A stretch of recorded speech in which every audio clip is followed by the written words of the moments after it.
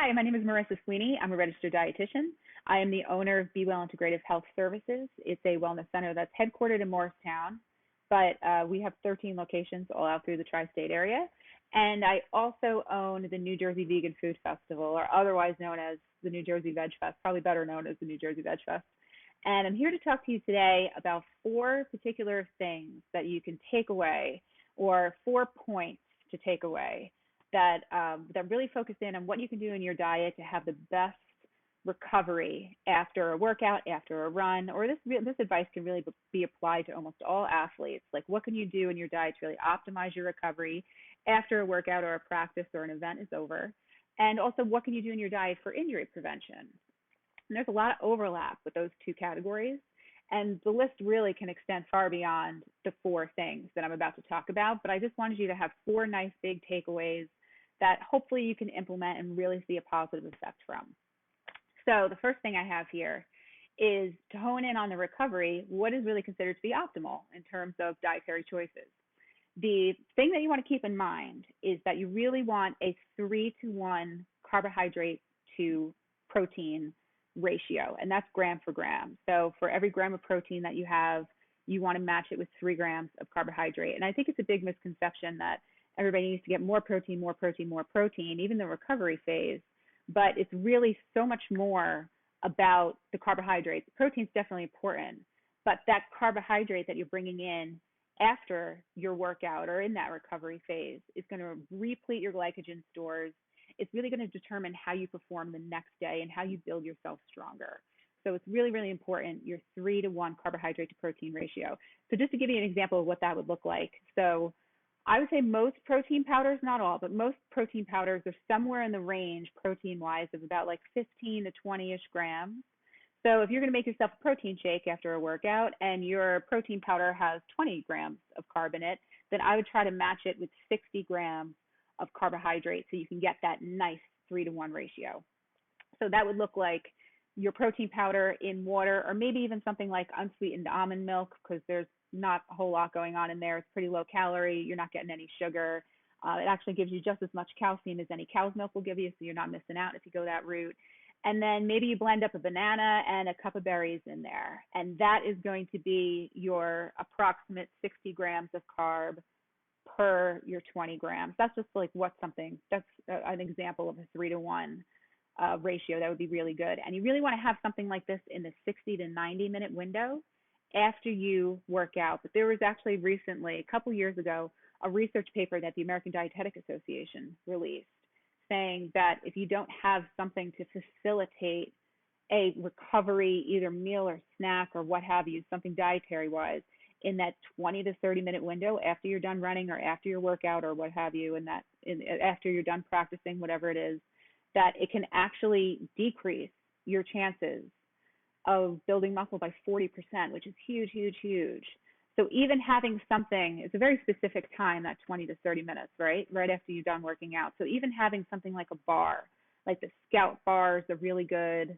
Like even some of the Cliff protein bars are really good. It'll give you some protein, it'll give you some carbohydrates, and then following it up. So you have that little snack in the 20 to 30 minute window, and then following up later on with either that protein shake that I gave you an example of, or even something of, for example, if you were to have 3 ounces of like a wild caught fish, we'll say, that's going to be approximately 20 grams of protein.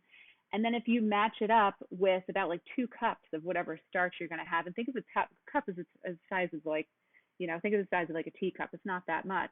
That's going to give you a good ratio right there. So again, all the little things that make the big differences, but this will really help build you stronger for the next day. The recovery really determines how you are going to move on as an athlete. Are you going to become stronger? How are you going to perform tomorrow? So the recovery is huge. The second thing that I have on here are omegas. And I think omegas, or the healthy fats, really get overlooked a lot with runners and with athletes, especially like people who are in sports that are looking for like a leaner kind of body mass and things of that nature. But they're so, so, so important. And it can prevent injury in a huge way. They are super anti-inflammatory. They're really good for joint lubrication. They're really good for cycle regulations, for healthy hormone balance. Your entire brain is made up of these omega-3s. So they get overlooked quite often, and like sometimes some health problems can be linked to pretty intense athletes and intense runners that don't get enough omegas. It's a pretty common problem actually in like the running world. So, and again, a little bit goes a very long way. So of course, supplements, you can always take a supplement if you want to. I would just be really careful with that. Always consult your doctor. If you're on any sort of like blood thinning medication, it's usually not a good idea to take an omega supplement, but it is available. As well as like where you can get them in food is any of your nuts and seeds are loaded with omegas. That wild-caught fish, to go back to that example, Brussels sprouts, who'd have thought there was even a healthy fat content in Brussels sprouts, but that's absolutely something you can do. Organic, non-GMO tofu, that will also give you plenty of omegas. So again, a little bit goes a long way. Like just a quarter cup of any sort of walnuts that's just covering the surface of the palm of your hand will give you all the omegas that you need over the course of the day. And that's from a plant-based source too, if that's something that you're leaning towards or that you're interested in. So omegas all the way, make sure you're getting enough. So the third thing I have on here, and this is not in any particular order of importance, I would say, because the third thing I have on here is hydration. And of course, this is going to be a really, really big one. But to give you an idea of how much water you should really be drinking over the course of the day, and this is just in general, and of course, given different medical conditions and biological situations, this is going to vary from person to person. But think of your weight in pounds, divide that in half, and that's almost, think of that as like a minimum of how many ounces of water you should be drinking over the course of the day. So if you're 150 pounds, make sure that you get at least 75 ounces of water. And kind of a little formula you can keep in your head of how you should be drinking or spacing that out during a race or during a workout or during an event or when you are practicing, that you want to drink about 4 to 6 ounces for every 20 minutes of running or physical activity that you're doing. And if you're running any faster than an 8-minute mile, then you should really be drinking closer to 6 to 8 ounces for every 20 minutes. And the true kind of indicator of how hydrated you really are, and it's not the most pleasant thought, is to see the color of your urine when you go to the bathroom, and especially post-workout. So if your urine is still a pretty dark amber kind of yellow color, you should probably do a better job with hydrating and really focus on that either 4 to 6 ounces every 20 minutes or maybe even 6 to 8, maybe even more depending on the color of your urine, but it's a good kind of guideline to go by. And if your urine is more on like the clear side, then maybe things are that you're doing pretty good. You definitely don't want to overshoot it, that's for sure, as in like really blow it out of the water.